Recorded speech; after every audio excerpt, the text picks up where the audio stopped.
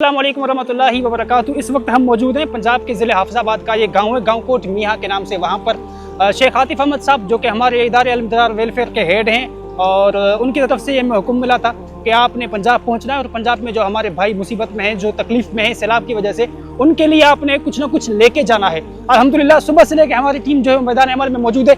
ये आप इतना सारा पानी देख सकते हैं जो अभी भी जारी वो सारी है, और सुबह से लेकर हम इन भाइयों के लिए खाने का इंतजाम कर रहे थे। हमारे पास कोई गाड़ी वगैरह नहीं थी, जहाँ कोई ऐसी चीज़ नहीं थी कि हम उस गांव में पहुंचे। तो ये ट्रैक्टर आप देख सकते हैं, इसके ऊपर हमने अपना खाना लोड किया है और अभी हम अपने भाइयों के पास मौजूद हैं और वहाँ पहुँच चुके हैं। आप सबसे गुजारिश है कि आए और बढ़ चढ़ कर अपने भाइयों का साथ दें। जज़ाकुमुल्लाह खैरा व सनल जज़ा।